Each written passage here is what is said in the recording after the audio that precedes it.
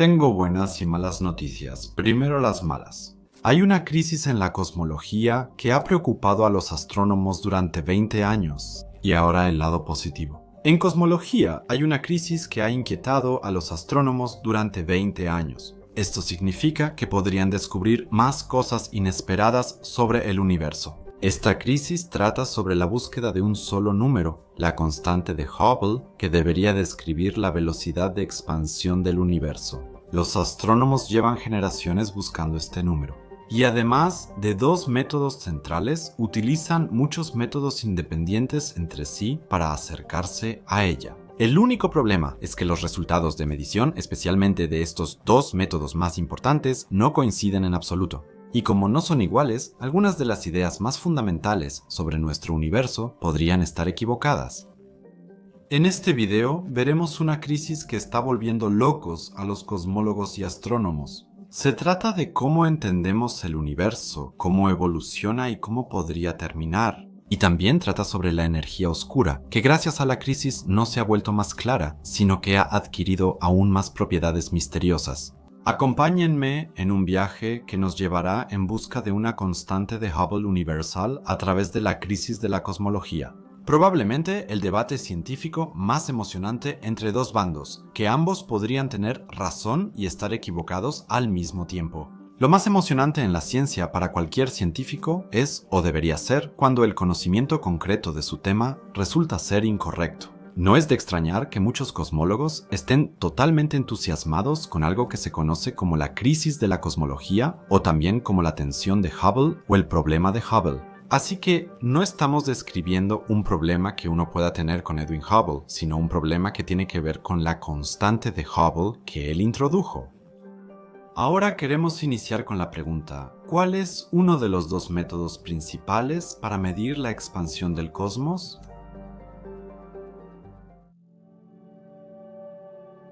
Ahora vamos a hablar del primer método con el que se investiga la constante de Hubble y que tiene que ver con la observación de estrellas gigantes variables y supernovas lejanas.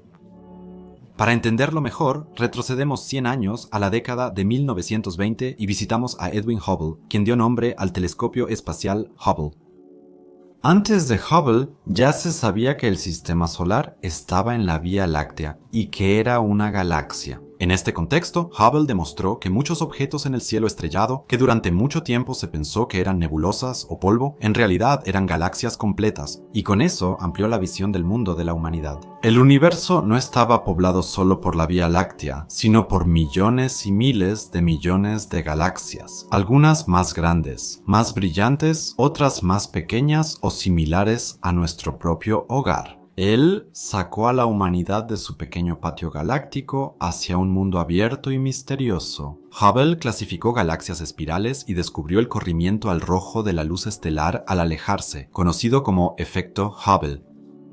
Esto significa que cuanto más lejos está una galaxia de nosotros, mayor es su velocidad de alejamiento y, por lo tanto, mayor es su desplazamiento hacia el rojo, porque las longitudes de onda de la luz que recibimos se estiran. Esto tiene que ver con que toda radiación, ya sea luz visible, ondas de radio o rayos X, se presenta como una onda en el espectro electromagnético. Cuanto mayor es la frecuencia de una de estas ondas, más energía contiene. Por eso la radiación de rayos X, gamma o ultravioleta puede ser tan dañina para nosotros. Las plantas, los animales y todos los demás microorganismos en la Tierra solo pueden percibir una pequeñísima parte del espectro. Y como la luz de objetos más distantes, como las galaxias, se estira en sus longitudes de onda.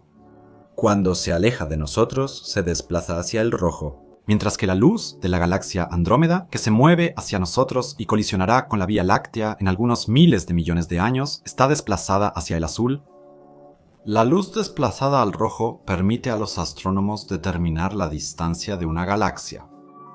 ¿Cómo se hace una medición de distancia así? Para eso es importante tener un elemento estándar cuya producción energética sea igual en todo el universo. Se trata de un proceso que ocurre de la misma manera en todo el cosmos, es decir, una especie de vela estándar o luz estándar. Este evento puede percibirse más claramente cuando ocurre más cerca de nosotros y más débilmente cuando sucede más lejos de nosotros. Las supernovas del tipo Ia han resultado ser especialmente adecuadas, ya que siempre ocurren de la misma manera en el universo. En una explosión estelar de este tipo, una enana blanca explota, estando en un sistema binario cerrado y robando material de su estrella compañera. Generalmente, es una estrella en fase de fusión de hidrógeno. Las enanas blancas son los restos de estrellas como nuestro Sol, ultradensas y solo del tamaño de un planeta, pero tan masivas como nuestro Sol o incluso más. Muchas enanas blancas, el 50% de las estrellas en la Vía Láctea, están en sistemas binarios. En un sistema así, siempre hay una estrella que es más masiva que la otra. La estrella más masiva consume su combustible más rápido que la más pequeña y en algún momento expulsa sus capas exteriores. Lo que queda es un núcleo ultradenso de carbono, una enana blanca, cuyo material está tan comprimido que una cucharadita de esa materia pesaría varias toneladas. Si ésta se acerca a su compañero más grande, que antes era menos masivo, le roba material, el cual llega a su superficie a través de un disco de acreción. Cuando el cadáver estelar supera el límite de 1,45 masas solares, se vuelve inestable y vuelve a encender la fusión nuclear. Lo que desencadena una especie de reacción en cadena y hace que toda la enana blanca explote. El resultado es una supernova de tipo 1A, y como siempre explota una enana blanca con una masa de 1,45 masas solares, este evento tiene la misma intensidad en todo el cosmos. Como las supernovas siempre son muy brillantes y a menudo superan en luminosidad a toda su galaxia, pueden usarse como velas estándar.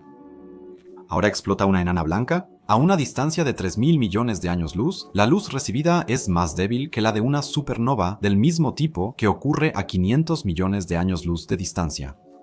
Ahora se analizan ambos eventos de supernova respecto a las características espectrales de su luz.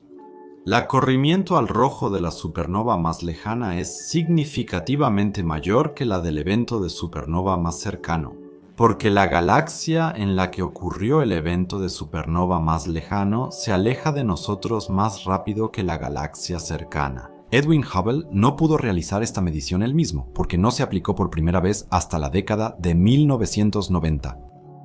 Sin embargo, en 1928, él observó que casi todas las galaxias se alejan de nosotros, y lo hacen más rápido cuanto más lejos están. Imaginen la expansión del universo de la siguiente manera. Vivimos prácticamente en una especie de globo, es decir, nuestra Vía Láctea está en este globo, entre comillas, que ahora se está expandiendo aquí. Cuanto más se expande este globo, es decir, el universo, más rápido se alejan las otras galaxias de nosotros. Una galaxia a 3.000 millones de años luz se aleja más rápido que una a solo 100 millones de años luz. La expansión del universo llega tan lejos que hay galaxias que ya no podemos ver, porque la expansión del universo ya ha avanzado tanto que la luz de esas galaxias ni siquiera nos alcanza. Esas galaxias se alejan de nosotros a una velocidad superior a la de la luz, así que están en una parte de ese equilibrio cósmico que ya no podemos observar. Para determinar la constante con la que las galaxias se alejan aceleradamente de nosotros, Hubble midió su distancia usando estrellas jóvenes y variables llamadas cefeidas. Esto fue gracias a un método de la astrónoma Henrietta Leavitt, quien 20 años antes había encontrado una relación entre el periodo de pulsación de estas estrellas y su luminosidad. Las cefeidas brillantes pulsan más despacio que las menos luminosas. Si al observar estas estrellas se determina la luminosidad absoluta al compararla con la observada, su distancia. La luminosidad o brillo absoluto es el brillo observado que se mediría desde una distancia determinada. Por defecto, la distancia para la luminosidad absoluta se establece en 10 parsecs, o sea, 32.62 años luz. El brillo de un objeto en el cielo se indica con m, que es una unidad de brillo y proviene del latín magnitudo. Por ejemplo, los objetos con un brillo de más 7m ya no son visibles para el ojo humano, mientras que a partir de 6m podemos observar todo en el cielo a simple vista. Desde la Tierra, dos estrellas pueden parecer igual de brillantes. Si ahora, por ejemplo, la estrella 1 tiene una menor luminosidad en comparación con la estrella 2, pero está más cerca de nosotros, y la estrella 2 tiene una mayor luminosidad, pero en comparación con la estrella 1 está más lejos. Desde la Tierra, ambas estrellas parecen igual de brillantes. Si ahora estuviéramos en el entorno directo de la estrella 2, a una unidad astronómica de distancia, 150 millones de kilómetros, una unidad astronómica, la estrella 2 nos parecería más brillante y la estrella 1 no tan brillante como la estrella 2. ¿Y si una enana blanca con luminosidad absoluta explotara a millones de años luz de distancia? Así podemos medir, comparando la intensidad de la luminosidad que nos llega con la luminosidad absoluta, qué tan lejos está la galaxia correspondiente en la que ocurrió el evento. Con base en sus cálculos, Hubble llegó a una constante de 500 kilómetros por segundo por megaparsec, que es una unidad para mediciones de distancia cosmológica. Un megaparsec equivale a aproximadamente 3.3 millones de años luz. La observación de Hubble le mostró que una galaxia que está un megaparsec más lejos que otra se aleja de nosotros 500 kilómetros por segundo más rápido que su compañera más cercana. Esta constante se llama, desde siempre, como H0 y queremos usarla así en nuestro video. Los 500 km/s por megaparsec son un valor que Hubble esperaba que se superara ampliamente. Como observó galaxias bastante cercanas y poco adecuadas para determinar la constante, el valor se fue corrigiendo a la baja con cada nueva observación hasta obtener un resultado ya muy preciso. Adam Riess, quien recibió el Premio Nobel de Física en 2011 por su investigación sobre mediciones de distancias cósmicas usando supernovas, logró reducir el valor de H0 a 73.5, más menos 1.7 km por segundo por megaparsec. Riess participó en el proyecto Supernova H nulo for the Equation of State, abreviado como Supernova H nulo for the Equation of State. Este proyecto buscó calcular la constante de Hubble con máxima precisión. El proyecto estimó 73.5 km por segundo por megaparsec, con una incertidumbre de 2%. Eso significa que con este método aparentemente se acercaron mucho a la verdadera velocidad de expansión del universo, pero debemos complementar los esfuerzos de Riess por determinar H0 usando ciertas supernovas con otro método, el de la paralaje estelar. ¿Se puede imaginar como una especie de regla espacial gigante? Mide las distancias de los objetos basándose en el movimiento de estrellas cercanas sobre el fondo de objetos lejanos. Esto se debe a que, al observarlas desde la Tierra, parecen moverse de un lado a otro. Este movimiento se debe a la Tierra girando alrededor del Sol. La Tierra se mueve en una elipse alrededor del Sol, lo que permite observar estos movimientos en estrellas cercanas, aunque en una escala muy pequeña. Este movimiento aparente de las estrellas cercanas en el cielo se puede explicar con un experimento sencillo. Si extienden el pulgar hacia arriba a unas 2 palmas de distancia y cierran alternadamente un ojo, el pulgar parece cambiar de posición. Esto se debe a la distancia entre nuestros ojos que tienen distintos ángulos de visión. Cuando la Tierra se encuentra en diferentes puntos de su órbita alrededor del Sol, podemos observar las estrellas cercanas desde diferentes ángulos de visión. Sobre un fondo de estrellas mucho más lejanas, donde el cambio de ángulo no altera notablemente su posición, estas estrellas cercanas se desplazan durante el año en pequeñas elipses en el cielo. Para Riess, refinar la determinación de la distancia a las supernovas significaba determinar con mayor precisión la paralaje estelar. Antes de la invención del telescopio, se pensaba que la paralaje estelar debía existir, pero nunca se pudo confirmar. Sin embargo, una vez que se tuvo la posibilidad de medir la paralaje de las estrellas, con el conocimiento de la distancia de la Tierra al Sol y su posición en su órbita, se pudieron determinar las distancias a estrellas que estaban relativamente cerca de nosotros, es decir, hasta unos cientos de años luz de distancia. Para estrellas aún más lejanas, se necesitaban telescopios aún mejores. Incluso para las estrellas más cercanas, se requiere buen equipo y medir con gran precisión. De esta manera, Henrietta Leavitt, quien previamente determinó las distancias de las cefeidas basándose en su periodo de pulsación, utilizó la paralaje estelar de este mismo tipo de estrellas en la Vía Láctea para transformarlas en esas velas estándar que usamos hoy en día y así idear una escala de distancias cósmicas, cuyos peldaños nos permiten medir distancias exactas en todo el universo. Esa es la teoría. Los astrónomos siempre han intentado determinar la distancia entre el primer y el segundo peldaño de esta escala para así poder calcular más fácilmente la distancia de todos los peldaños siguientes. Si calculamos mal una de estas distancias, todas las demás mediciones también estarán equivocadas, porque los siguientes peldaños de la escala dependen del primero. Por lo tanto, es muy importante obtener resultados de medición absolutamente precisos y exactos de las distancias a las estrellas o galaxias. Pero ¿no parece todo esto como un castillo de naipes que podría derrumbarse si se determina mal una distancia? La escala de distancias cósmicas dependía completamente de unas cuantas cefeidas que estaban lo suficientemente cerca como para realizar mediciones de paralaje estelar. Las cosas se volvieron más eficientes y sencillas cuando la humanidad envió telescopios al espacio que podían hacer mediciones de distancia aún mejores al evitar el efecto de desenfoque de la atmósfera. Aquí, telescopios como el Hubble y el satélite Hiparco de la Agencia Espacial Europea han hecho un excelente trabajo. Este último incluso determinó el movimiento de hasta 100.000 estrellas en nuestra región local, la Vía Láctea. En otras palabras, Hiparco realizó una especie de paralaje masiva en 100.000 estrellas. Para que la escala de distancias cósmicas sea precisa, debemos definir el primer peldaño y medir más paralajes de cefeidas a mayores distancias. Aquí es donde entra en juego otra misión satelital que hizo esto por nosotros, Gaia de la Agencia Espacial Europea. Fue estacionada en una órbita detrás de la Luna, escaneó el cielo año tras año y midió la estructura y el movimiento de una gran parte de la galaxia de la Vía Láctea. Gaia ha producido el catálogo más preciso hasta ahora de mediciones de paralaje estelar. Estas son 200 veces más precisas para estrellas cercanas y brillantes que todas las mediciones anteriores.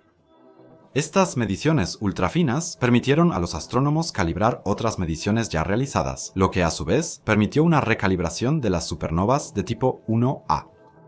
Adam Rees y su equipo obtuvieron resultados tanto mediante la vela estándar de las supernovas de tipo 1A como a través de la observación de las mediciones muy precisas de las paralajes de cefeidas, una constante de Hubble de aproximadamente 73 km por segundo por megaparsec.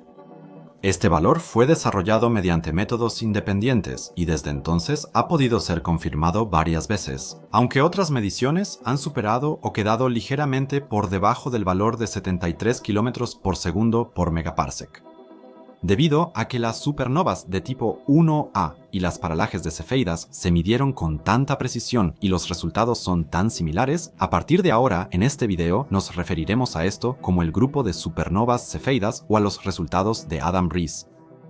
Entonces, ¿dónde está la crisis de la que hemos estado hablando todo este tiempo? Si Rees y su equipo midieron tan preciso, ¿por qué el drama con la tasa de expansión del universo? Bueno, para poder verificar una medición de esta magnitud e importancia, en la ciencia suele usarse un segundo método independiente como apoyo.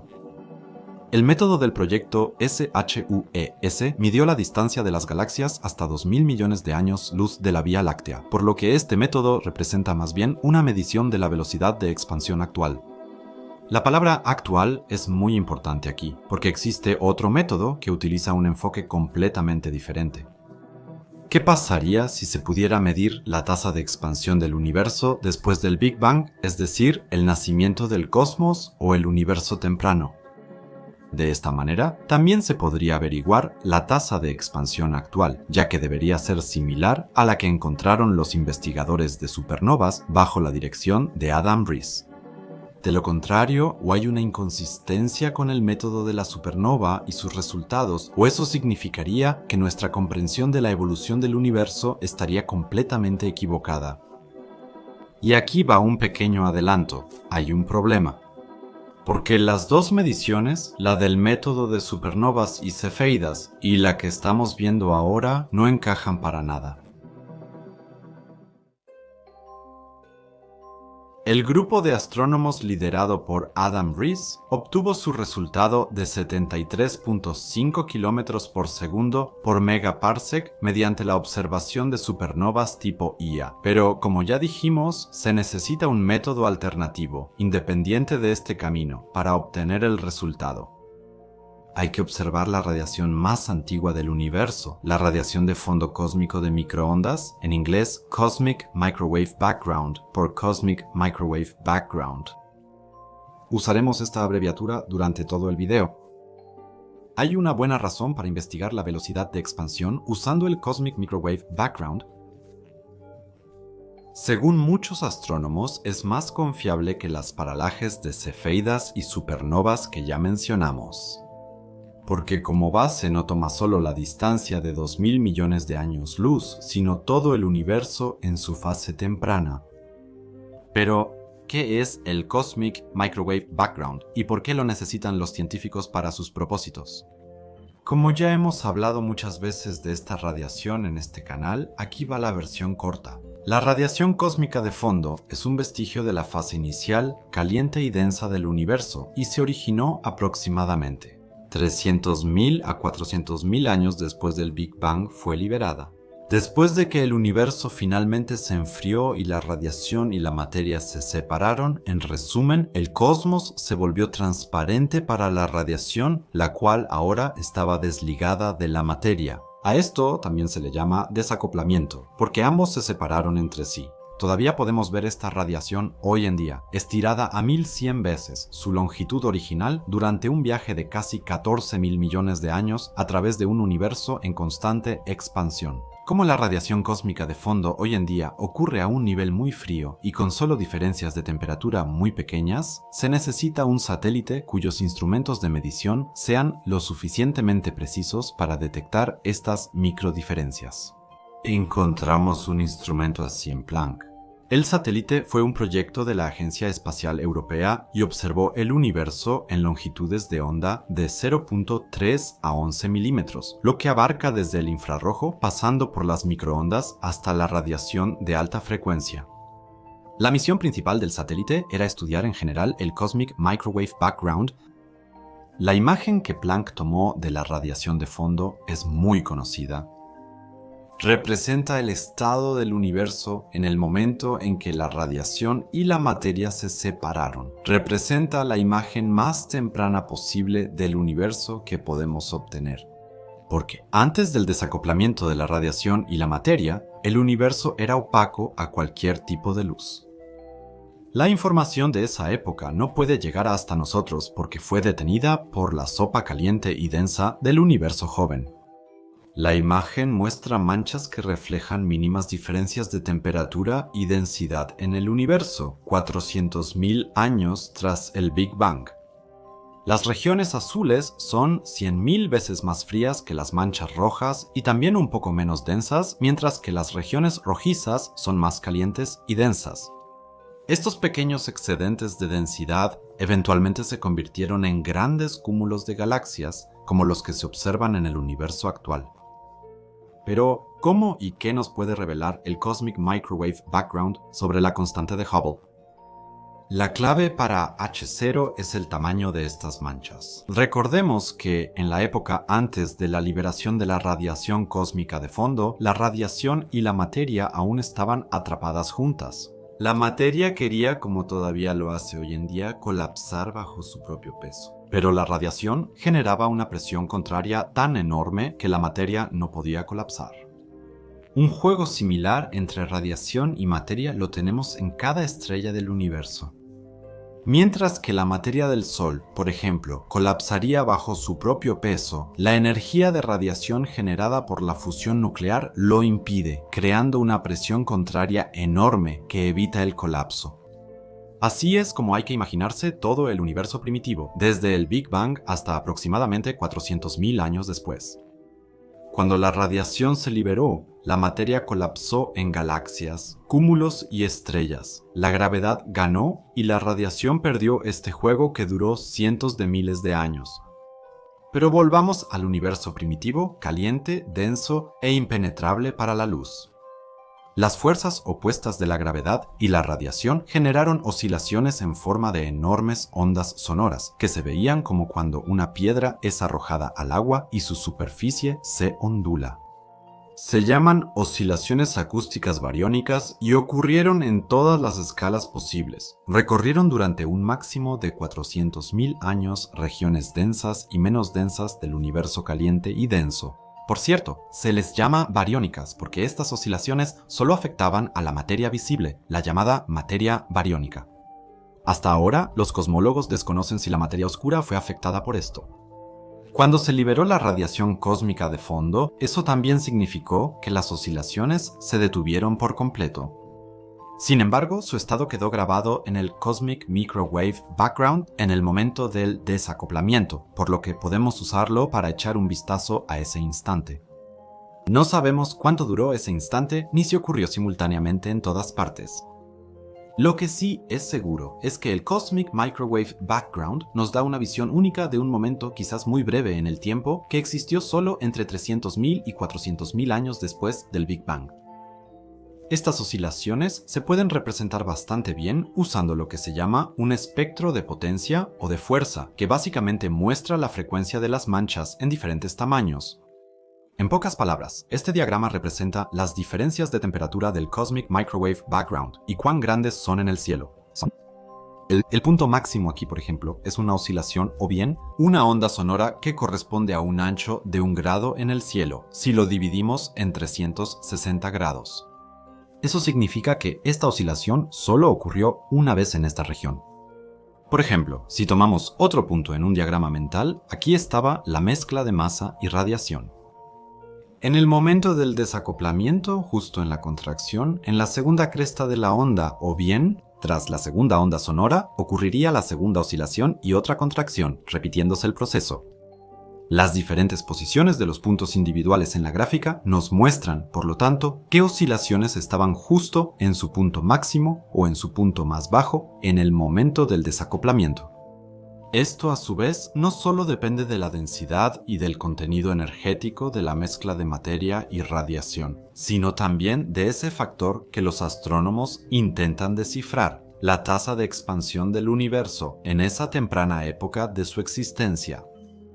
En otras palabras, los patrones de anillos son fósiles de las oscilaciones previas al desacoplamiento de materia y radiación, cuando el universo era un plasma caliente y denso.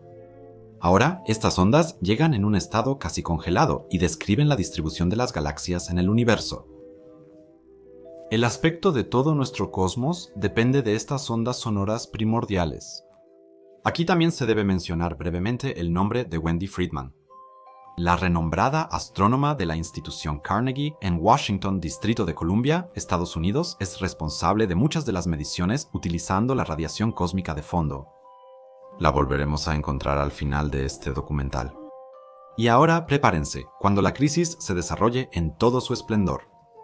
Con la ayuda de las oscilaciones fosilizadas en la radiación cósmica de fondo, los astrónomos pudieron descubrir que la constante de Hubble tenía un valor de 67,4 km por segundo por megaparsec. Los astrónomos lograron interpretar en parte, analizando el CMBS, lo ocurrido en los primeros 400.000 años tras el Big Bang, pero también se toparon con el valor mencionado de 67,4 km por segundo por megaparsec. Y con eso sumieron a toda la cosmología en una crisis. El valor hallado no coincidía con las ideas de los investigadores, y se preguntaban de dónde venía la discrepancia entre el equipo de supernovas de Adam Riess, los 73,5 km por segundo por megaparsec, y la medición de los científicos de Planck. ¿Eso significaba que faltaba una pieza en la cosmología? ¿O era y es el universo simplemente así, que al usar diferentes métodos para determinar distancias, también se obtienen valores diferentes? Y ahí está, la crisis de la cosmología. Bienvenidos al ámbito de la incertidumbre.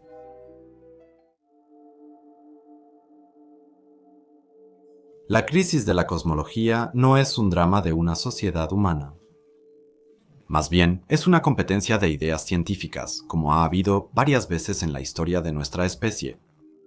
Solo que en esta competencia está en juego nada menos que la cuestión de cómo percibimos nuestro universo y si las suposiciones que tenemos sobre nuestro cosmos son correctas o están marcadas por conjeturas erróneas.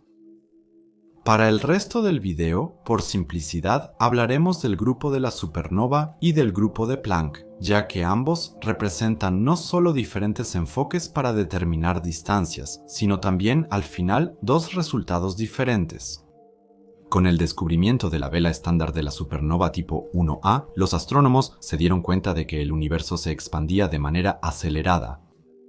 De esta manera, sin embargo, también se descubrió otro fenómeno, la energía oscura, que aumenta más mientras más se expande el universo. Y solo como un dato adicional, esta energía en sí probablemente contiene pistas increíblemente profundas sobre los fundamentos del cosmos y de la realidad. Con la energía oscura, derivada de la expansión del universo, de repente se volvió muy importante perfeccionar las observaciones y precisar la tasa de expansión, tanto para probar la existencia de la energía oscura como para entender su naturaleza. Y ese es exactamente el punto en el que nuestra historia sobre el estudio de la expansión del universo se divide. En términos generales, hay dos formas diferentes de mejorar estas mediciones. Una de ellas es el método de observar con mayor precisión las supernovas de tipo 1A y refinar las determinaciones de distancia derivadas de ellas. Así, se puede afinar el valor de 73,5 o como con la paralaje estelar de Adam Riess, 73 km por segundo por megaparsec. La otra manera sería echar un vistazo aún más detallado a las mediciones de Planck y examinar la radiación cósmica de fondo con mayor precisión. Pensemos de nuevo en el método de la supernova como una escalera cósmica de distancias. Sería un peldaño muy alto en esta escalera. Si algún peldaño debajo de este se rompiera o fallara, si, por ejemplo, se hace una determinación de distancia incorrecta o el método falla, entonces todo el modelo se volvería inútil. Sin embargo, para la radiación cósmica de fondo, sería más bien como mirar hacia el pasado lejano del universo, ya que proviene de una época en la que el universo ni siquiera tenía 1.000.000 de años. Sin embargo, la diferencia fundamental entre estos métodos es la época de la que provienen estos datos de medición. Los datos de los partidarios de Planck tienen 13.7 mil millones de años, igual que nuestro universo. Los astrónomos observan supernovas de distintas edades usando la vela estándar y el corrimiento al rojo. Una galaxia a 3.000 millones de megaparsecs tiene 9.900 millones de años, una más cercana es más joven y así sucesivamente. La crisis de Hubble describe entonces la diferencia de medición que surge de las observaciones de estos dos grupos de astrónomos. Ya existen explicaciones para esto. Una posible explicación es que la radiación de fondo cósmico que captó el satélite Planck representa una radiación tan antigua como el propio universo, y que las propiedades de la materia oscura o de la energía oscura podrían haber cambiado con el tiempo, de modo que las observaciones del grupo de supernovas necesariamente tienen que diferir de las de los del equipo de Planck. La constante de Hubble del equipo de Planck asume que la energía oscura tiene una densidad constante durante toda la edad del universo. Eso también sería lo que uno esperaría del modelo más simple de esta energía misteriosa. Pero si la energía oscura ha cambiado a lo largo del tiempo, es decir, desde la aparición de la radiación cósmica de fondo hace 13.7 mil millones de años hasta las observaciones de las supernovas de tipo 1A, entonces también podría haber cambiado algo en la velocidad de expansión del universo. Sin embargo, hay que decir brevemente que los valores tanto de las supernovas como de la fracción de Planck son muy precisos. Se han revisado muchas veces en busca de errores y se han repetido. ¿Por qué un valor es tan correcto como el otro? Las diferentes mediciones también podrían explicar la diferencia entre los métodos del grupo de Planck y el grupo de supernovas, y podrían significar que la energía oscura es aún más extraña de lo que pensábamos hasta ahora. Un descubrimiento así no podría ser sobrevalorado en cuanto a su importancia para nuestra comprensión del universo y nuestra existencia en él. Ven que no es tan sencillo averiguar si una u otra medición resultó ser cierta, o si las diferencias entre ambas observaciones simplemente son la realidad y no errores de observación o de medición. La mayoría de los científicos opinan que existen errores desconocidos que afectan a uno u otro lado. La escala de distancias cósmicas, que hace unos minutos utilizamos para explicar los resultados del grupo de supernovas, podría estar rota en algún punto. Después de todo, las candelas estándar de supernovas se basan en las distancias medidas por las cefeidas en galaxias donde se han observado tanto estas estrellas como las supernovas. Estas cefeidas lejanas se miden fundamentalmente en base a las cefeidas de la Vía Láctea, para las cuales obtenemos distancias mediante un método que es mucho más confiable que otros tipos de medición. Y a pesar de las mediciones muy precisas realizadas por el satélite Gaia, recordemos que su precisión era 200 veces superior a la de las mediciones humanas. Aunque se hicieron estas mediciones, la constante de Hubble no varió. No importa lo que los científicos de cada bando parezcan intentar. H0 sigue siendo 73.5 km por segundo por megaparsec según el método de supernovas y cefeidas y 67.4 km por segundo por megaparsec según el método de Planck. Pero antes de que podamos saltar de emoción y hablar entusiasmados sobre una física recién descubierta que podría explicar la diferencia entre los resultados de los astrónomos de supernovas y cefeidas y los del equipo de Planck, debemos recordar que los verdaderos científicos mantienen la calma y rara vez se conforman con algo que ya se ha descubierto. Por eso, aún no terminamos el video. Los verdaderos científicos diseñan nuevas formas de resolver las preguntas existentes. Así que no es de sorprender que, además de los equipos de Supernova y Planck, otros grupos de investigadores se unieran y añadieran otros métodos de medición en la búsqueda de la constante de Hubble. De eso se trata ahora, y también sobre la pregunta de hasta qué punto estos pueden contribuir a resolver la crisis de la cosmología o si más bien profundizan aún más la controversia.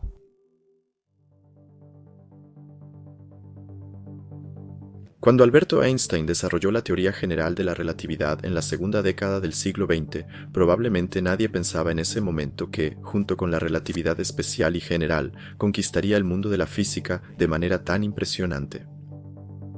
Espacio y tiempo se volvieron relativos y podían modificarse por grandes masas, pero la velocidad de la luz seguía siendo constante e independiente. La teoría de la relatividad no solo explicó ciertos procesos en el universo de manera mucho más precisa que la mecánica celeste de Newton, sino que también trajo consigo una forma de pensar completamente nueva. Sin embargo, una teoría que sacude los cimientos del mundo de la física necesita ser probada. Y así, muchos científicos se dedicaron a someter la teoría general y especial de la relatividad a innumerables pruebas de estrés. Sin embargo, casi todos los intentos de los investigadores por encontrar un error en esta construcción teórica fracasaron. Las teorías resultaron ser correctas y describieron el universo y muchos fenómenos físicos con una precisión como pocas cosas antes. Una de las predicciones de la teoría general de la relatividad fue enorme. Decía que la trayectoria de la luz se vería afectada por la influencia de masas podría cambiarla. Así que los investigadores estaban buscando la llamada lente gravitacional o la desviación de la luz. Entre ellos también estaba el astrofísico Arturo Eddington, quien intentó confirmar la teoría general de la relatividad. En mayo de 1919, él realizó un viaje a África Occidental para observar un eclipse solar, porque eso le permitió fotografiar estrellas cerca del Sol. Estas estrellas estaban prácticamente todas en la misma dirección de visión que el Sol, y normalmente eran opacadas por su brillo, por lo que no podían ser observadas. Porque por la noche solo se pueden observar aquellas estrellas que están en el lado de la superficie terrestre opuesto al Sol. Un eclipse solar permitía observar objetos celestes normalmente invisibles. ¿Por qué hizo esto Eddington? Quería comprobar la afirmación de Einstein de que la trayectoria de la luz podía ser desviada por masas grandes.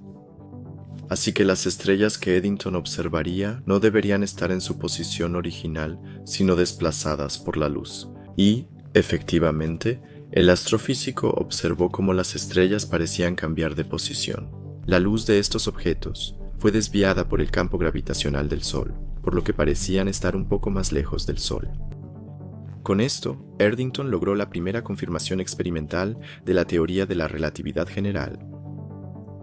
La ciencia detrás de esto se podía explicar fácilmente en papel, así que lo dejaremos así. Un cuerpo masivo como nuestro Sol curva el espacio, de modo que los rayos de luz no pasan en línea recta junto a esa masa, sino que se desvían, como con una lente de vidrio. Esto llevó al nombre de lente gravitacional, ya que el efecto es similar al de un vidrio, lentes gravitacionales. Así, cualquier cuerpo celeste masivo en el universo puede serlo. Estrellas, galaxias, cúmulos de galaxias o agujeros negros son solo algunos de los objetos celestes que tienen suficiente masa para curvar el espacio fuertemente.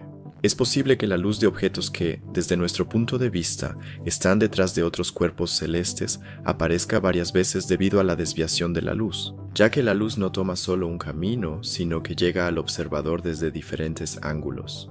Con base en esta distorsión se puede decir, por ejemplo, qué desvío tuvieron que tomar ciertos rayos de luz y qué tan lejos están de nosotros. La lente gravitacional permite observar fuentes muy lejanas. Sin embargo, los investigadores usaron este efecto hace no mucho tiempo para determinar la constante de Hubble. Observaron la luz de una galaxia fuente, que es desviada por una galaxia que está delante, de modo que se crean varias imágenes de la fuente. Si ahora cambia el brillo de la galaxia fuente, esto se nota en diferentes momentos en las distintas imágenes de la galaxia. A partir de la diferencia de tiempo que tardan las distintas imágenes en cambiar su brillo, se puede calcular la distancia absoluta a estos objetos celestes. A partir de la distancia determinada y el corrimiento al rojo como medida de la velocidad con la que los objetos se alejan aceleradamente de nosotros, se puede determinar así la tasa de expansión del universo. Así, el análisis de varias imágenes del telescopio Hubble el 22 de noviembre de 2016 arrojó una constante de Hubble de aproximadamente 71.9 km por segundo por megaparsec. 3 años después, en septiembre de 2019, investigadores realizaron un análisis de 3 cuásares observados mediante lentes gravitacionales y la llegada de su luz a la Tierra con un desfase temporal. Con la ayuda de ópticas terrestres y el telescopio Hubble, determinaron una constante de 76.8 km por segundo por megaparsec. Solo 3 meses después, otro grupo calculó una constante de 74.2 km por segundo por megaparsec, utilizando un solo cuásar. La luz de 8 galaxias desplazadas por lentes gravitacionales fue analizada en noviembre de 2020 y se determinó que H null tiene un valor de 71.8 km por segundo por megaparsec. Todos los valores calculados superaban 70, aproximándose al método de supernovas y cefeidas. El resultado más cercano a este método es de 77.2 km por segundo por megaparsec y fue registrado por el grupo que estudió un solo cuásar en el año 2019. El valor es solo 0.7 km por segundo por megaparsec mayor que el del grupo de Adam Riess. Aunque los valores están muy cerca y tienden a moverse en la misma dirección, las diferencias en el método de lentes gravitacionales aún son demasiado grandes para llegar a un valor acordado. No es fácil saber la causa. Quizás los instrumentos utilizados no sean lo suficientemente precisos, o tal vez el método aún sea demasiado incierto como para obtener un valor confiable de H0 a través de él. La cercanía al resultado del grupo de supernovas y cefeidas probablemente se deba a que se utilizaron los corrimientos al rojo que se pudieron obtener de las imágenes de las galaxias fuente o de los cuásares fuente. Sin embargo, como todos los valores de este grupo tienen valores de H0 muy altos, a los que sumamos el resultado más reciente de 47,27 km por segundo por megaparsec. Sin embargo, es interesante ver cómo una investigación bastante independiente de los otros dos métodos llegó a resultados casi idénticos a los de aquel método que hasta ahora marcaba el extremo superior de la constante de Hubble. También parece que hay una zona que H0 rara vez supera o queda debajo. Por eso surge la pregunta, ¿por qué hay diferencias tan grandes entre las mediciones?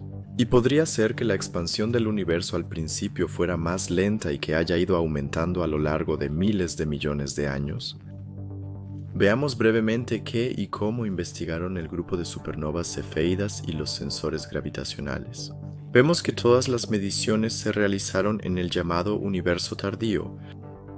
Más sobre eso en un momento. El equipo de Planck analizó la radiación de fondo del universo temprano.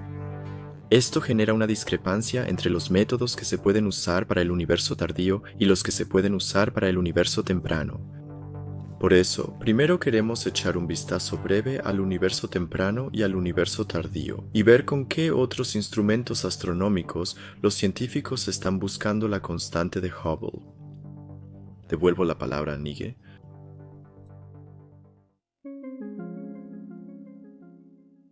Resumen breve del universo temprano. Tras el Big Bang, radiación y materia estaban unidas. Luego del desacoplamiento, la radiación viajó libremente por el universo.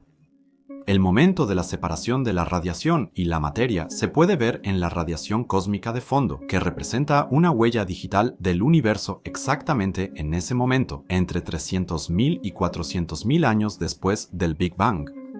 El llamado universo tardío, en cambio, se refiere al cosmos en el estado en que ya lo conocemos. Un espacio vasto, lleno de galaxias, estrellas, polvo y gas, donde las islas estelares pueden separarse por miles de millones de años luz. Porque el cosmos tardío ya se ha expandido mucho y ni siquiera podemos ver todo el universo más allá del límite de cognición, ya que la luz de esas regiones aún no nos ha alcanzado. El universo se expande aceleradamente y en los lugares más distantes lo hace a velocidades mayores que la luz. Las galaxias que se alejan de nosotros más rápido que la luz simplemente ya no pueden ser observadas por nosotros porque su luz ya no nos alcanza. Esto se debe a la expansión del universo, que es mayor mientras más lejos están las galaxias. Y en algún momento, si ahora superamos una cierta distancia en el universo, la tasa de expansión es tan grande que, desde nuestro punto de vista, el universo se expande en ese lugar a una velocidad superior a la de la luz. La causa de este tamaño del cosmos, literalmente incalculable, radica en la tasa de expansión, esa constante de Hubble que les quita el sueño a algunos investigadores. Es la causa del aspecto del universo, de su forma y propiedades, y probablemente también de nuestra propia existencia. Si el universo no se hubiera expandido tan rápido, probablemente la materia en él se habría agrupado mucho y ni siquiera se habrían formado galaxias.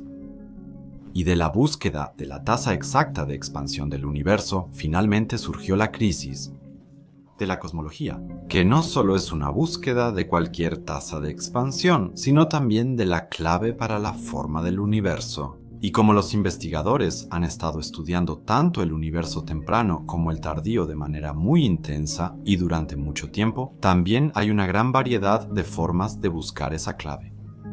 Supernovas, cefeidas, Planck y lentes gravitacionales son solo 3 métodos para hacerlo. También se pueden clasificar los diferentes métodos de medición en las siguientes categorías. Aquellos métodos que involucran el universo temprano, en la radiación cósmica de fondo, luego las velas estándar y otros métodos de medición independientes de estos dos. Estos procedimientos se resumieron en un gráfico que ahora analizaremos más de cerca. Aquí se muestran todas las mediciones relevantes de la constante de Hubble desde 2001, Wilkinson Microwave Anisotropy, Probe Planck y otros satélites que estudiaron el universo temprano muestran una imagen similar y dan los valores de la constante de Hubble en rojo. Todos se encuentran cerca de 66 a 70 km por segundo por megaparsec y que fueron establecidos en 67.4 km por segundo por megaparsec con la medición del satélite Planck de 2018. Negro representa mediciones usando candelas estándar como supernovas o cefeidas, mientras que azul usa otros métodos como lentes gravitacionales.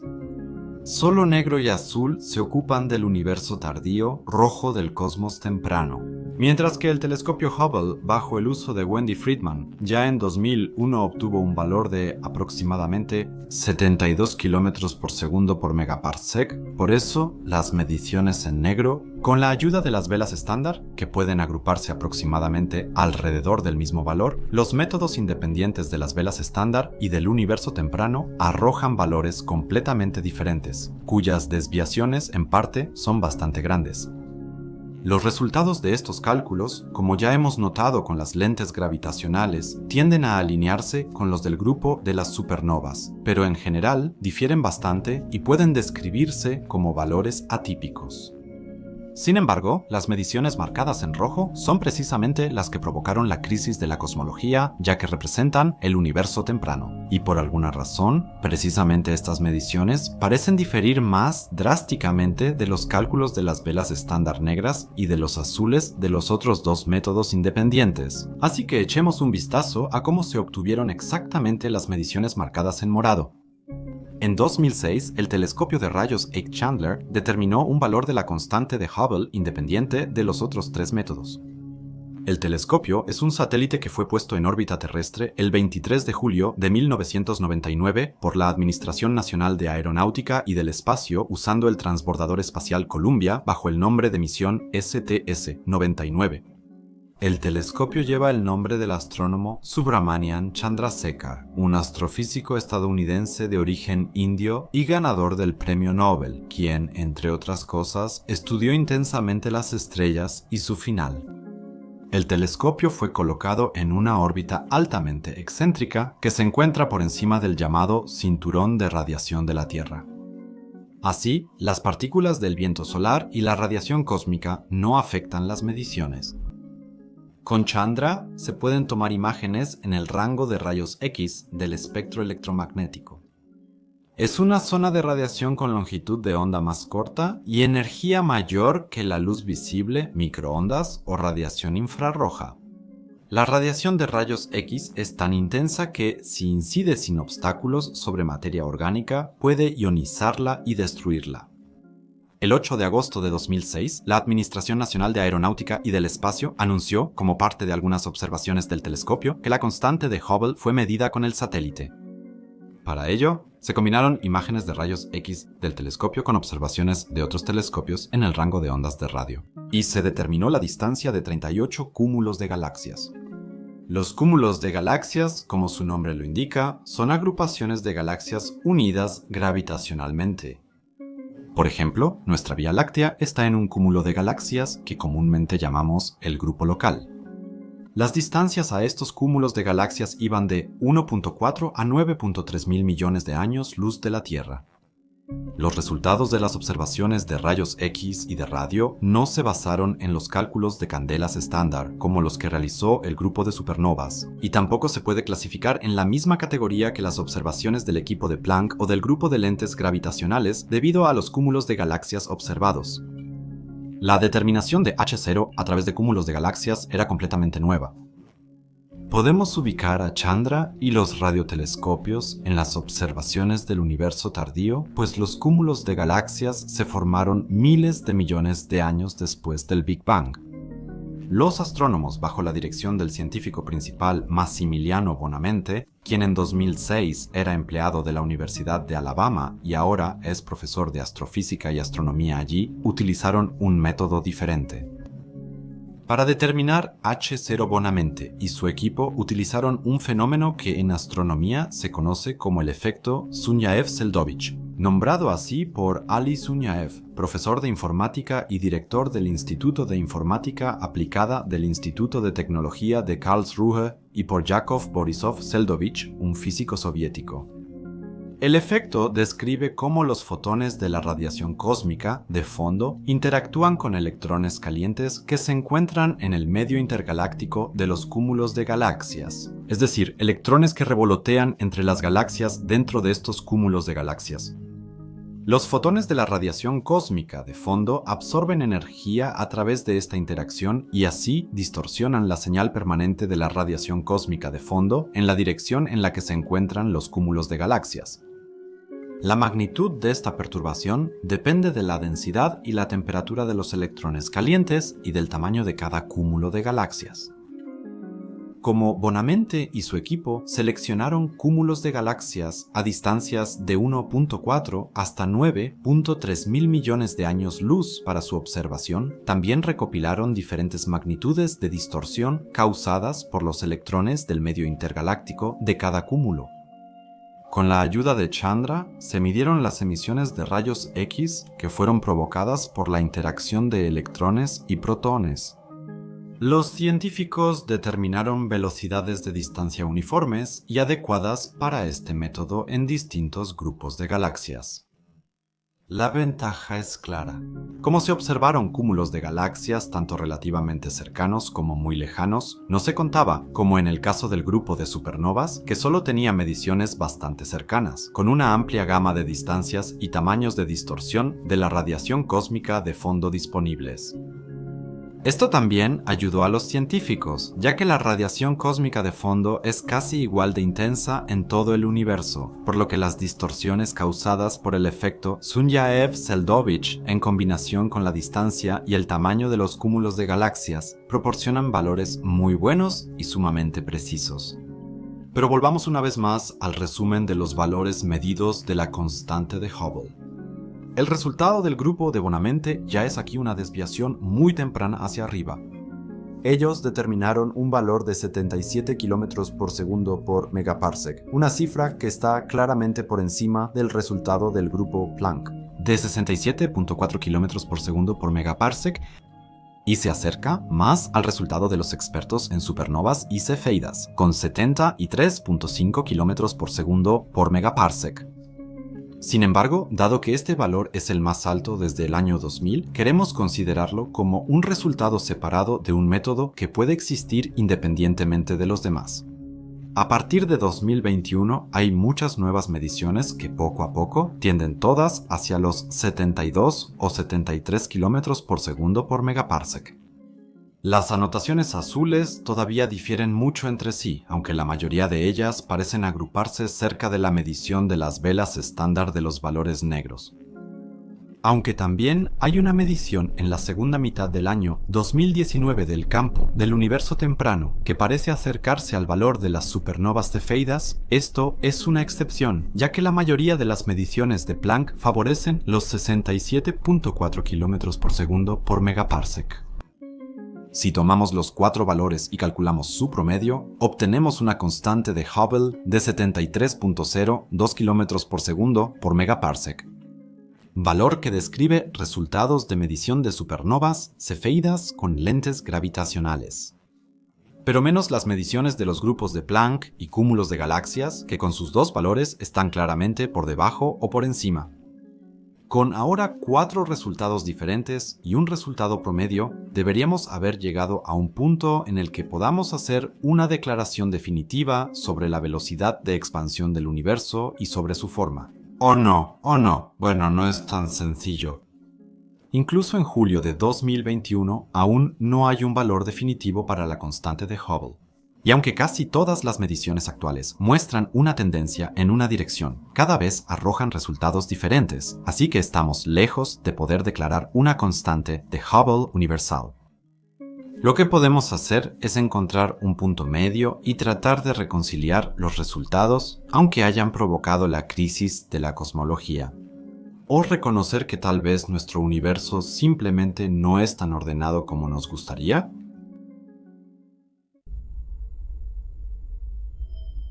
La humanidad ha acumulado un gran conocimiento de ciencias naturales en los últimos siglos. Los resultados, teorías e ideas de una disciplina han influido, corregido o dejado obsoleta la forma de pensar en otra. Así fue también con la astronomía. El conocimiento sobre la naturaleza del mundo y las velocidades en él y sobre él llevó, por ejemplo, a reconocer la velocidad de la luz como el límite superior de todas las velocidades. Y así, la crisis de la cosmología es también un punto en el que las opiniones de los astrónomos se dividen. La crisis no es problemática, ni política, ni cultural, ni está motivada por ello. Más bien muestra cuánto conocimiento posee la humanidad actualmente y qué métodos se pueden emplear para descubrir algo como la constante de Hubble. Es una disputa entre científicos que a veces se lleva a cabo con más intensidad y otras veces con menos. Desde el Big Bang, hace 13.7 u 13.8 mil millones de años, el universo se expande. Eso se sabe desde 1929, cuando Hubble descubrió que las galaxias se alejan de la Vía Láctea. Él se volvió, como vimos, el descubridor de la constante que lleva su nombre. Sin embargo, hay incertidumbre sobre el valor exacto de la constante de Hubble. Los diferentes números que se encontraron durante la investigación parecen casi intercambiables. ¿Pero no lo son? Cada una de las innumerables mediciones se realizó con el mejor conocimiento y conciencia científica posible, y cada una es muy precisa en sí misma. La variedad de métodos genera resultados distintos. ¿Cómo explicamos las diferencias? Quizás hay una teoría subyacente detrás de todo esto que aclare la crisis de la cosmología.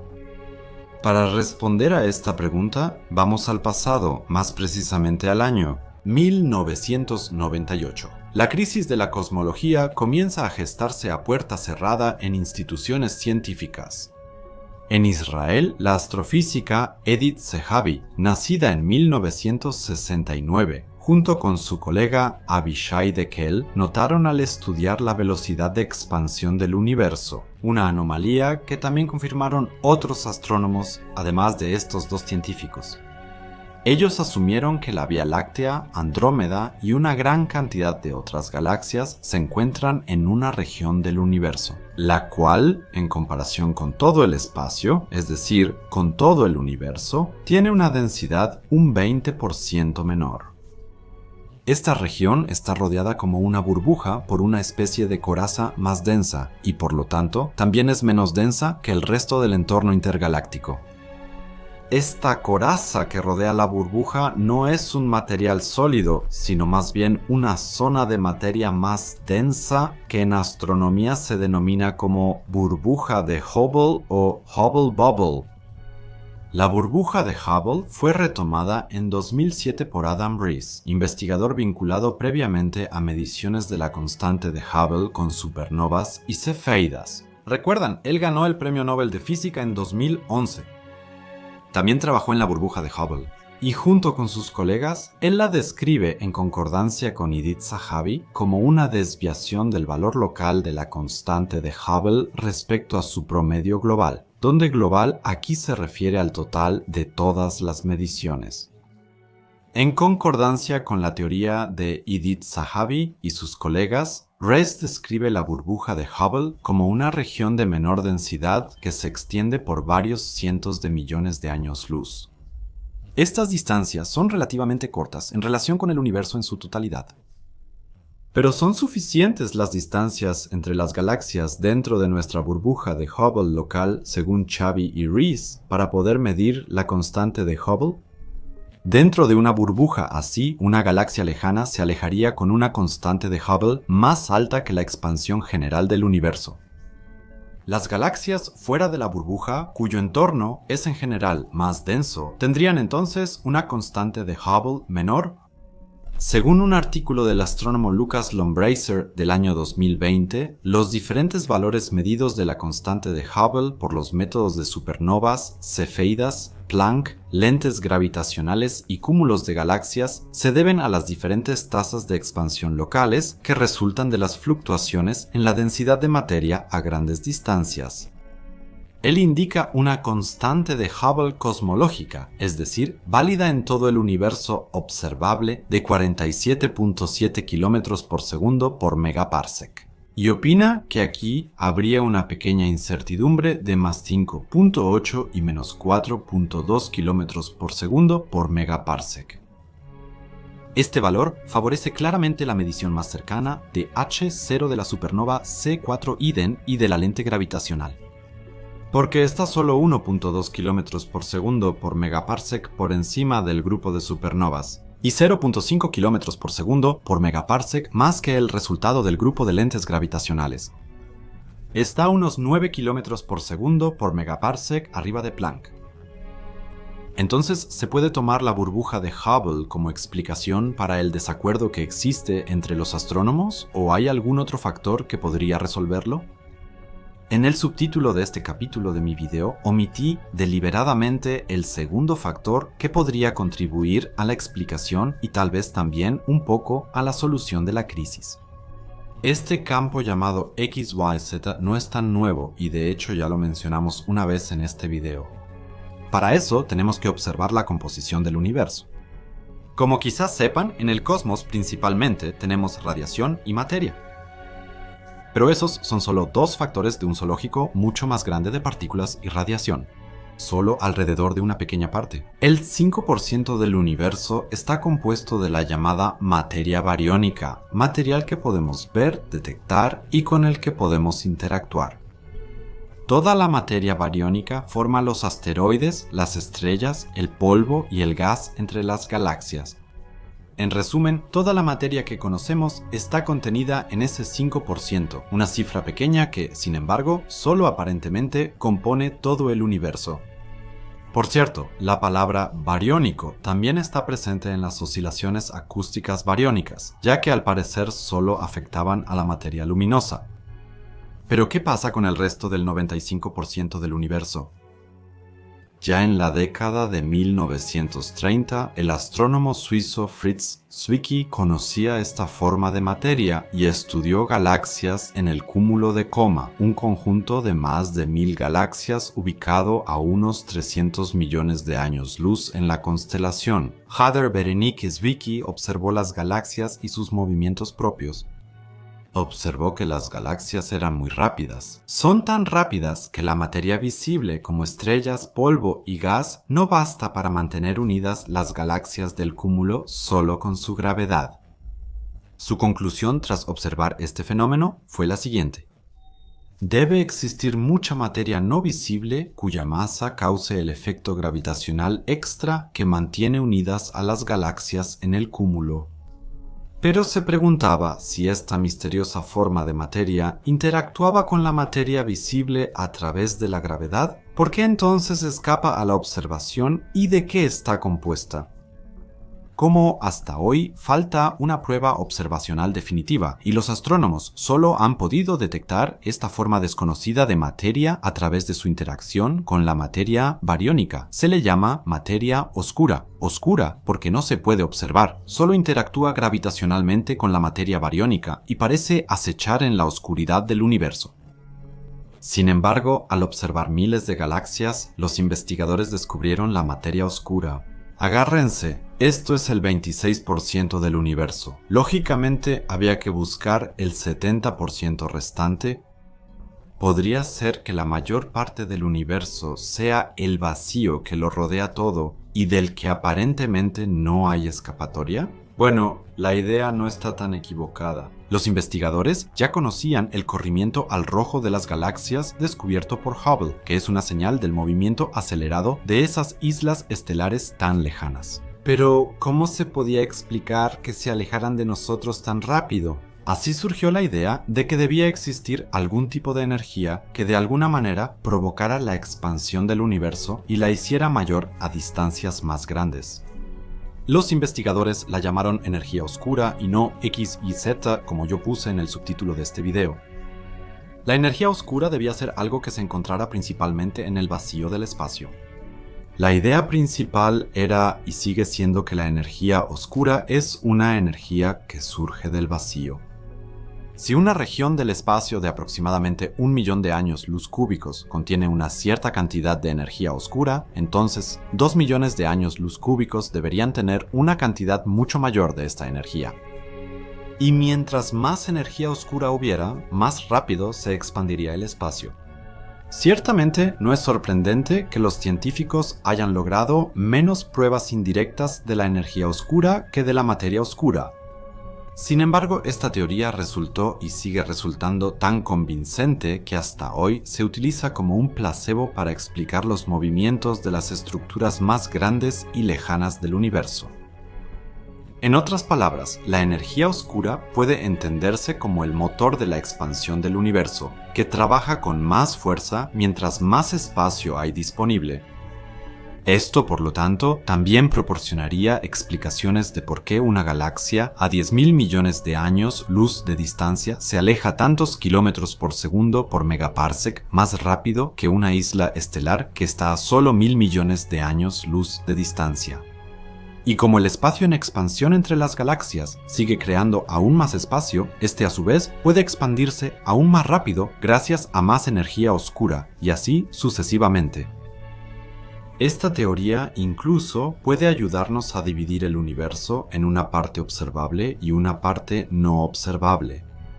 La parte no observable del cosmos se aleja de nosotros a una velocidad superior a la de la luz, por lo que la luz de galaxias y estrellas de esa región del cosmos ya no puede alcanzarnos, porque está limitado por la velocidad de la luz y no puede superar el espacio que se expande más rápido. ¿Cómo la energía oscura puede ayudarnos a resolver los misterios de la crisis cosmológica?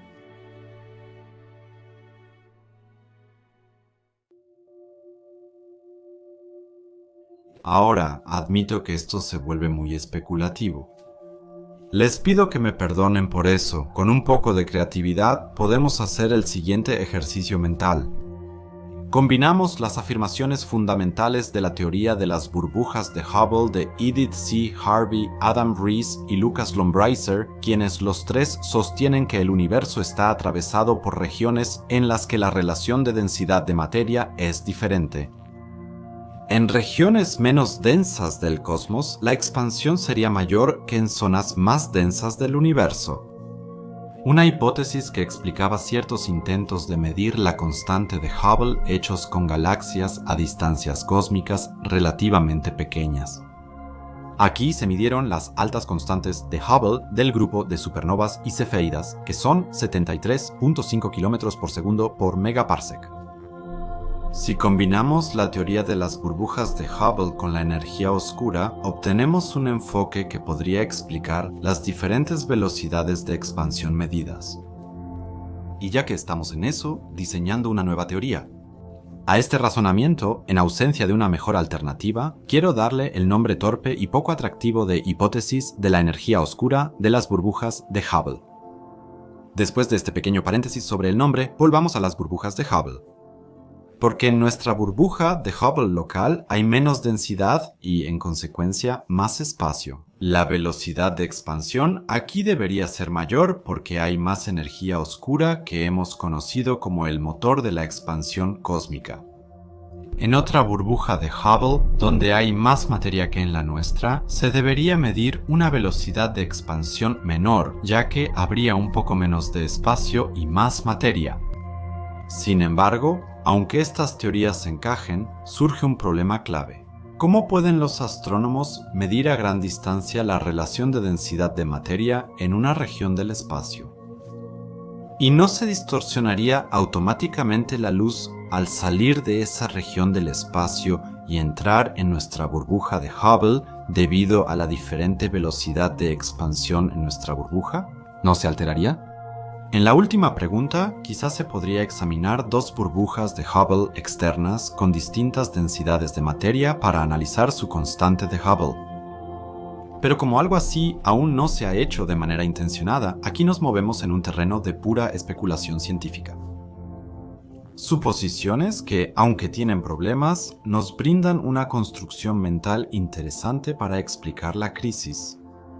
Pero ahora continuemos con el texto. Así que las burbujas de Hubble con diferentes densidades en el universo tendrían, debido a que poseen más o menos energía oscura, también diferentes valores de la constante de Hubble. Supongamos simplemente que esas observaciones que se hicieron en el llamado universo tardío después del Big Bang y que dieron a los astrónomos casi todos valores diferentes de la constante de Hubble, provienen de estas burbujas de Hubble con diferentes densidades. Actualmente, los astrónomos no pueden observar cientos o miles de millones de años luz al mismo tiempo. Las observaciones de galaxias o cúmulos lejanos son solo instantáneas. Ya sea que la combinación de estas teorías explique o no la crisis de la cosmología, de todos modos son adecuadas para ello, para explicar completamente otra área de los valores medidos, la del universo temprano, que se midió con la ayuda del satélite Planck a partir de las oscilaciones acústicas bariónicas antes del desacoplamiento de la radiación y la materia. Después de todo, representan los eventos más antiguos detectables en el cosmos. El grupo de Planck midió aquí una constante de Hubble de, recordemos, 67,4 km por segundo por megaparsec. Y ahora nos preguntamos, ¿cómo se obtendría este valor si lo explicáramos con la hipótesis de la burbuja de Hubble y la energía oscura? El universo joven estaba lleno de radiación y materia, y lo digo literalmente. Cada centímetro cuadrado debía estar rebosante de estas dos cosas. Por lo tanto, la densidad en este joven cosmos previo al desacoplamiento era también muy alta. Hemos visto que un cosmos más denso tiene menos espacio, menos energía oscura y una constante de Hubble menor. Solo con la contracción gravitacional de la materia en estrellas, galaxias y cúmulos de galaxias se creó más espacio, que, según nuestra hipótesis especulativa, creó más energía oscura y, en consecuencia, una mayor tasa de expansión. Poco a poco, en el cosmos en expansión, surgieron cada vez más regiones que pueden describirse como burbujas de Hubble de densidad diferente. Así que hoy podría haber burbujas de Hubble que tengan aún menos densidad que aquella en la que nos encontramos. En una burbuja así, la velocidad de expansión del cosmos sería mucho mayor que en la nuestra. Superamos la crisis de la cosmología con la hipótesis de la burbuja de Hubble y la energía oscura, términos que solo yo uso y no existen en astronomía. ¿O por qué siguen escuchando mi voz salir de las bocinas de su computadora, smartphone, tableta o de sus audífonos, si ya hemos descubierto el misterio? Donde hay hipótesis tan especulativas, siempre surgen peros y condiciones. Denme unos minutos más para encontrar unas últimas palabras, espero que conciliadoras, para cerrar este documental de manera satisfactoria para ustedes y para mí mismo.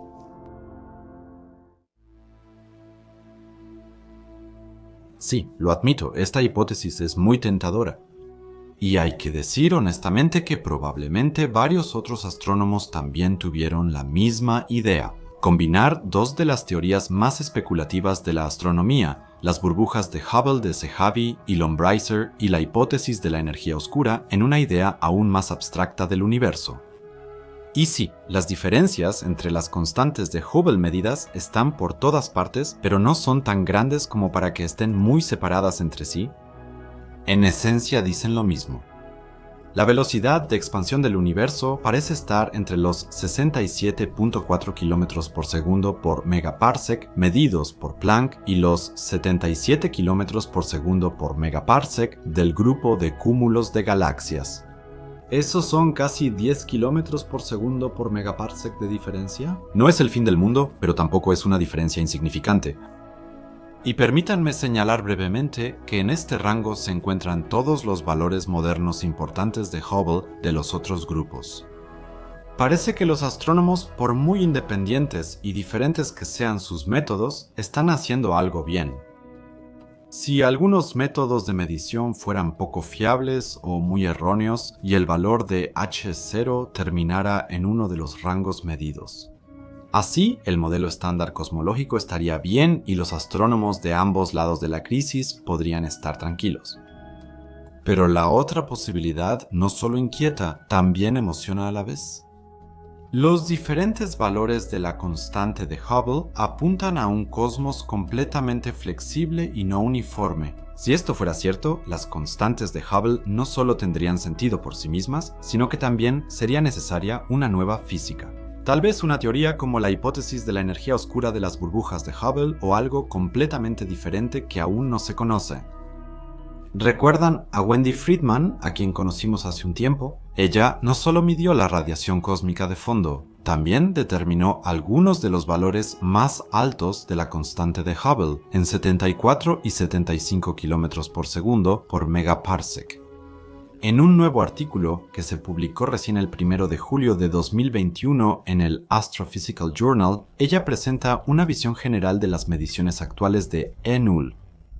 Sus conclusiones de esto son: estas observaciones cerrarían lentamente la brecha, ese abismo de la crisis cosmológica. Con eso, Friedman y sus colegas quieren decir que no hay ningún conflicto entre los astrónomos y que nuestro modelo cosmológico estándar no necesita ser revisado. Friedman estuvo presente durante una de las primeras mediciones de la constante de Hubble con el telescopio espacial Hubble. Ella determinó un valor de 72 km por segundo por megaparsec utilizando el método de las cefeidas. Desde entonces, siguió utilizando este método y analizó nuevos datos de telescopios tan pronto como estuvieron disponibles para ella. En 2019, ella y algunos colegas publicaron un artículo que se basaba en un método completamente diferente: medir HNULL y hacerlo con gigantes rojas. La idea era comprobar y, si era necesario, perfeccionar el método de las cefeidas. Las gigantes rojas son estrellas muy grandes y extremadamente brillantes, que siempre alcanzan el mismo brillo máximo antes de oscurecerse rápidamente de nuevo. Si los astrónomos pueden medir el brillo máximo actual, es decir, específico, entonces pueden determinar las distancias a las galaxias en las que se encuentran estas estrellas. Un componente esencial pero muy difícil de todo el proceso o de la ecuación con la que se evalúan las distancias. Según Friedman, la pregunta clave aquí es qué tan precisas son estas determinaciones de distancia usando la ecuación. La primera versión de la ecuación en el año 2019 utilizó una sola galaxia cercana para calibrar el brillo de las gigantes rojas. En los últimos 2 años, astrónomos dirigidos por Friedman estudiaron otras galaxias y poblaciones de estrellas gigantes rojas. Sobre esto, Friedman dice lo siguiente: actualmente existen 4 métodos independientes entre sí para medir el brillo de las gigantes rojas y las distancias. Todos coinciden con una inexactitud máxima de 1%. Eso nos muestra que hemos encontrado una manera muy efectiva de medir distancias. Además, mencionó, quería observar con mucho cuidado tanto a las cefeidas como a los gigantes rojos. Conozco las ventajas y desventajas de cada método. Mi equipo y yo llegamos a la conclusión de que no necesitamos una física fundamentalmente nueva para explicar las diferencias entre las constantes de Hubble locales y las más lejanas. Nuestros análisis de las gigantes rojas nos muestran que son consistentes.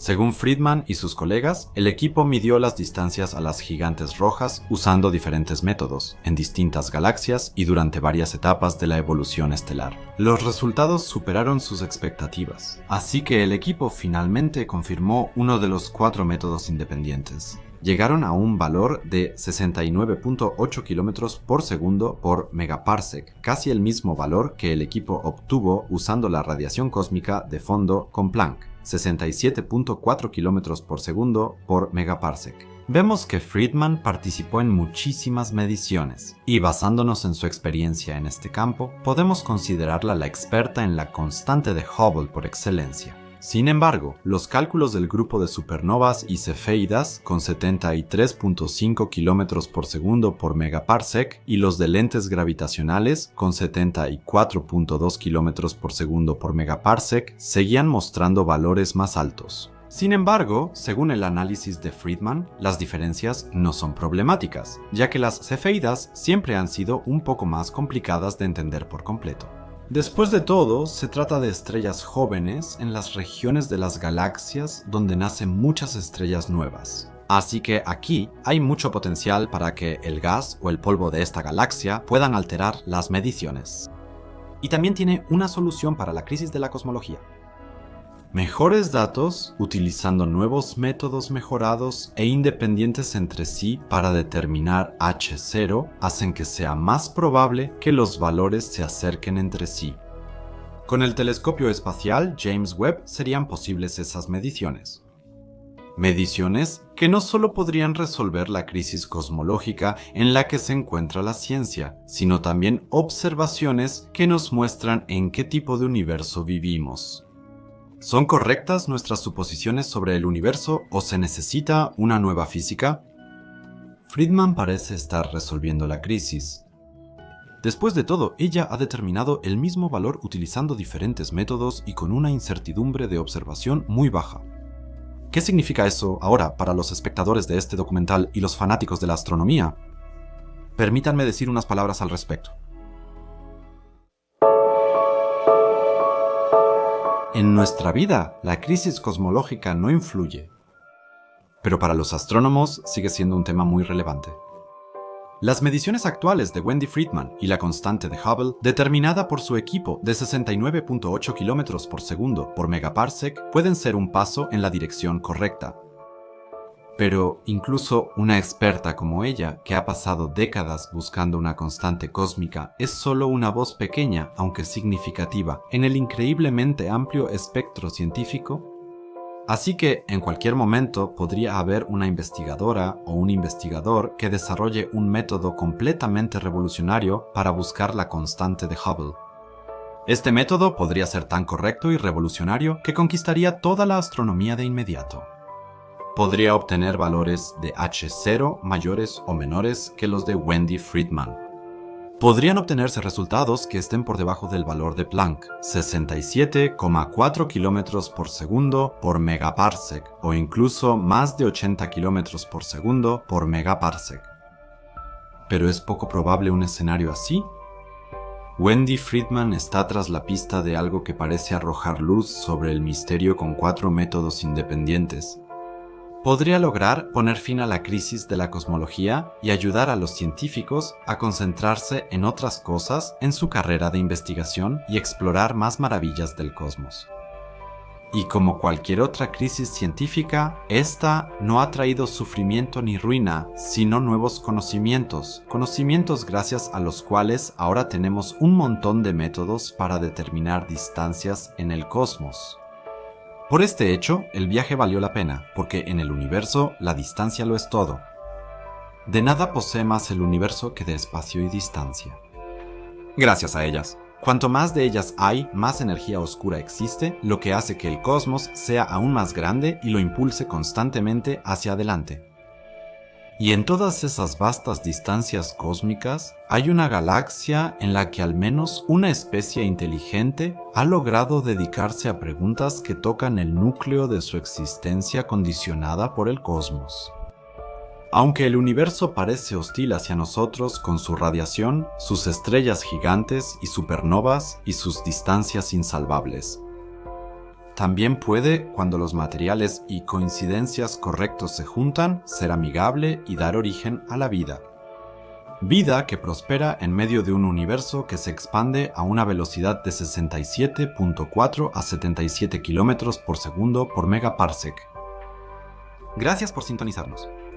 Espero que esta documentación les haya brindado conocimientos, como a mí al escribir el guión. Una visión del cosmos que quizá les ayude a superar alguna crisis en su vida.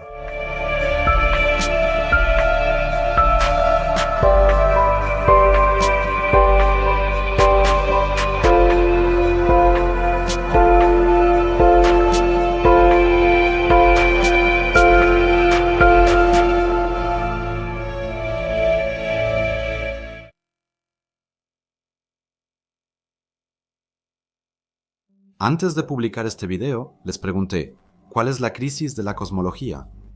Las respuestas que me dieron a esa pregunta fueron sin conocer el contenido de mi video. Y empezamos con Max Shenans. Él escribe, ¿por qué? ¿Gran problema? ¿Inexplorado? Sí, pero no veo ningún problema. La verdad, yo tampoco veo problema, pero simplemente se le llama la crisis de la cosmología. Yo creo que es completamente normal que los científicos discutan entre ellos o que haya incertidumbres.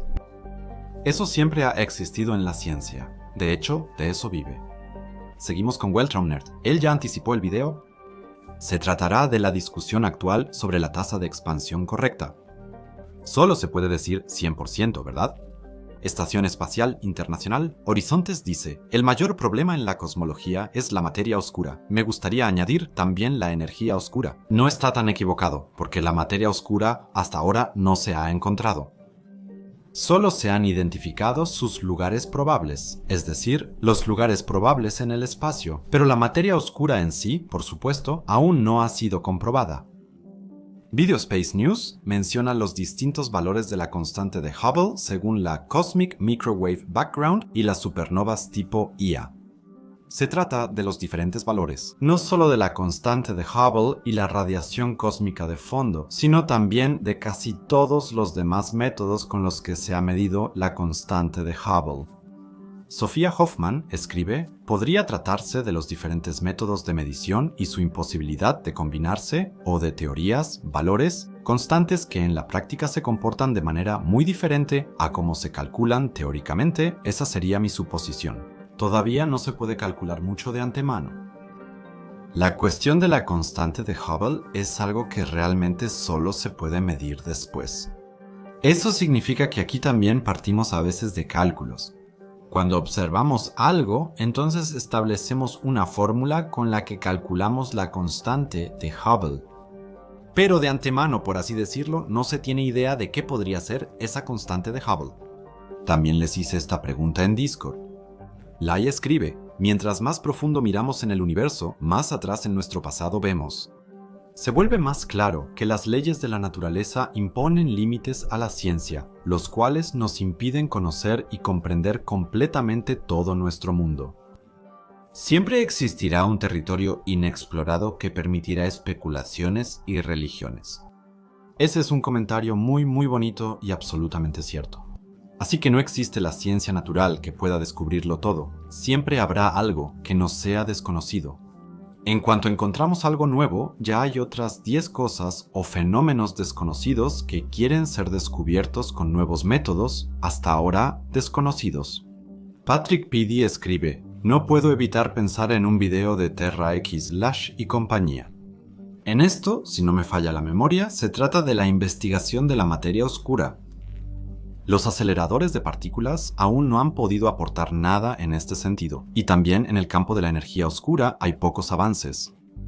Por eso, los grandes movimientos de las galaxias no se explican bien. Estas giran más rápido en el exterior cuando deberían hacerlo más lento.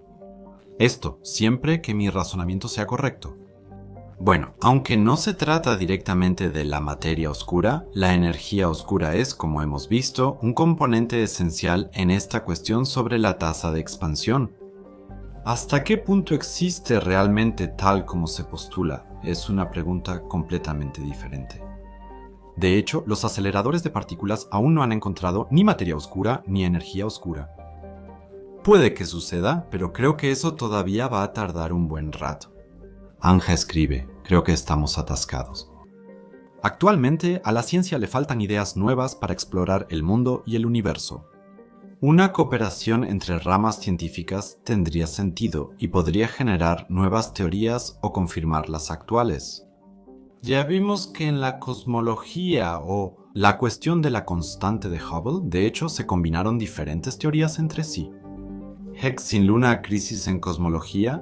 Con los medios actuales no podemos encontrar nada nuevo. Debemos esperar mejor tecnología o algo realmente nuevo, eso es cierto. Nuevos telescopios, por ejemplo, como ahora el telescopio espacial James Webb o el telescopio extremadamente grande, obviamente nos darían muchas nuevas perspectivas, en el sentido más literal, sobre el universo. Pero que con los medios actuales ya no podamos encontrar nada nuevo, eso no es del todo cierto, porque todavía seguimos descubriendo cosas nuevas con el Hubble. Por eso no está tan lejos de la verdad, porque justamente con nuevos instrumentos, por supuesto, también descubrimos cosas nuevas. In space probablemente se refiere a la energía y materia oscura, la masa del neutrino y las diferencias en las mediciones de la constante de Hubble. Esto último es definitivamente cierto. Es posible imaginar poco avance tecnológico. Eso todavía no es una crisis, pero podríamos llegar a eso en el futuro, por ejemplo, si ya no se pueden hacer los telescopios más grandes de lo que ya son. Sería imaginable que también hubiera una especie de crisis de observación, entre comillas. SpaceXFan en Discord escribe: varios telescopios se contradicen. Algunas de estas mediciones realmente se hicieron con varios telescopios, por ejemplo, Planck o el satélite Gaia, y así sucesivamente. Por eso sí, en ese sentido, varios telescopios se contradicen. Sin embargo, también hay que decirlo. Lo que también descubrimos en el video es que los telescopios no captaron nada incorrecto. Quizás solo las conclusiones que obtenemos de estos datos de observación sean incorrectas. Román escribe: por la expansión del universo, cada vez vemos menos de él. Eso en sí mismo es muy cierto. El universo se expande, a partir de cierto punto, a lo que se llama velocidad supralumínica, y sería presuntuoso afirmar que podemos verlo todo. Podemos ver una pequeña fracción de todo el cosmos, y mientras más avanza el tiempo, más se expande nuestro universo. Ya vimos que se genera cada vez más espacio por unidad de tiempo, y mientras más espacio se crea, más rápida es la expansión. Por eso, en algún momento, si tenemos mala suerte, es decir, dentro de muchos miles de millones de años, ya no podremos ver otras galaxias. Entonces, incluso las galaxias que ahora están a solo 100 millones de años luz de nosotros, estarán tan lejos que su luz ya no llegará hasta nosotros. Unab Gebrantenburg, gran nombre, escribe: Al menos conozco algunos artículos en los que se informa de diferentes valores de medición dependiendo del método utilizado. A veces eran 67 km por segundo por megaparsec, luego 73 km por segundo por megaparsec y en algún momento 70 km por segundo por megaparsec. Como él dice, es una historia interminable. Además, él comentó, quizás al final no sea un error del método de medición, sino de las suposiciones sobre el tamaño y la edad del universo. Mientras más lejos ves en distancia y pasado, más varían los valores por megaparsec respecto a la distancia de referencia. ¿Quién sabe? Al ver el panorama general, quizás se tenga una idea aproximada. La posición relativa de la Vía Láctea en todo el universo, porque los valores de expansión por megaparsec en relación con la distancia recorrida cambian dependiendo de la distancia al núcleo del universo. Y la Vía Láctea ocupa una posición específica en este modelo de capas. Sí, me pasa algo parecido. Es interesante pensar que tenemos una posición fija de la Vía Láctea en el universo. Eso es difícil de decir, ni siquiera conocemos la forma final del universo. ¿Es simplemente una especie de gran globo, como en esta animación que estamos viendo aquí, que simplemente sigue inflándose, entre comillas? Y donde las galaxias no solo están naturalmente en su superficie, sino también dentro de él, pero se expanden tan infinitamente que, por así decirlo, no conocemos un final. Entonces, aunque tendríamos una cierta posición dentro de esta estructura total, no podríamos averiguarlo. Porque, por así decirlo, tampoco podemos ver el borde del universo ni detectar curvatura alguna. Por cierto, les recomiendo mi video La posición de la Vía Láctea en el universo en caso de que aún no lo hayan visto. En YouTube responde Jorge MP, expansión constante de Hubble y la idea de reconsiderar todo, o al menos muchas cosas, desde cero. Lo último es bastante interesante, porque de hecho tal vez tengamos que reconsiderar ciertos elementos cuando se trata de la cuestión de la constante de Hubble. Si resulta que las constantes de Hubble que hemos medido son simplemente tan diferentes, y que las mediciones futuras, es decir, los métodos futuros, sigan arrojando valores diferentes. Y mientras no haya un valor unificado, entonces realmente tenemos que reconsiderar un poco nuestra visión del mundo.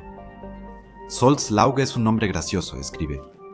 Diferentes métodos de medición o experimentos llegan a diferentes constantes de Hubble. Hasta donde sé, están entre 67 y 73 km por segundo por megaparsec. Ya estamos muy cerca. Vimos que los valores llegan a 77 km por segundo por megaparsec. Por eso, este comentario es el más exacto hasta ahora. Es un gran problema, ya que la constante de Hubble es fundamental para el universo y muy relevante en la cosmología. Es cierto, esa es una de las mayores preguntas en la cosmología. Fish McFly escribe, no se puede determinar la constante de expansión con precisión debido a demasiados resultados distintos. Igual pánico, jaja. Bueno, si realmente tenemos pánico por eso, es otra pregunta. Pero no se le puede dar suficiente razón. Sí, existe. En resumen, ¿cuál es la constante de expansión? Y hay tantos resultados diferentes que no se pueden reunir todos en uno solo. Esteban escribe, creo que desde la teoría de la relatividad no ha habido nada revolucionario, solo descubrimientos que se basan en ella, o sea, en la teoría de la relatividad, incluso en la física de partículas. Con la energía y materia oscura no se avanza, ni siquiera se sabe qué significa realmente. Solo que de alguna manera debe haber algo allá afuera, y así sucesivamente. Ese también es un comentario bastante interesante. Bueno, ya se han hecho muchos descubrimientos que se basan en la teoría de la relatividad. Pero, si no ha habido nada realmente revolucionario desde la teoría de la relatividad, eso no lo quiero afirmar del todo aquí.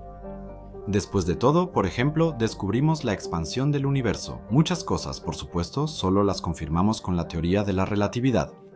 Por ejemplo, la lente gravitacional sería un elemento que antes solo existía en la teoría y que finalmente también se confirmó experimentalmente. Facultad de Artes y Diseño, Cosmos. Universo escribe, la crisis de la cosmología es que solo vemos hasta el horizonte, no más allá. Nunca sabremos qué hay detrás de eso, al menos en esta dimensión. Así que tal vez haya varias dimensiones, y las constantes de Hubble en las diferentes dimensiones quizás también sean diferentes. La crisis de la cosmología no es solo ver hasta el horizonte, Ese es otro aspecto relacionado con la crisis de la cosmología y especialmente con el tamaño del universo real, entre comillas. El último comentario de hoy es el siguiente de Finnish Happiness. Se trata de la expansión y de la constante de Hubble. Ahí hay algo que no encaja. Este comentario expresa completamente todo el contenido del video. Un agradecimiento en este momento para Chris NZTK del servidor de Discord. Te agradezco 1000 veces que hayas leído muy bien este guión de casi 20 páginas. Tus comentarios fueron muy útiles y me ayudaron a sacar lo mejor de lo que escribí. Gracias también a Anja, quien revisó el guión en busca de errores ortográficos y de redacción y también contribuyó mucho a que algunos errores que estaban en el guión no se incluyeran en el video. Igualmente, muchísimas gracias a Yoyo, quien una vez más me prestó su voz en este video. En este punto les deseo que tengan un buen día, cuídense mucho y vivan largo tiempo y en paz. Hasta pronto, adiós.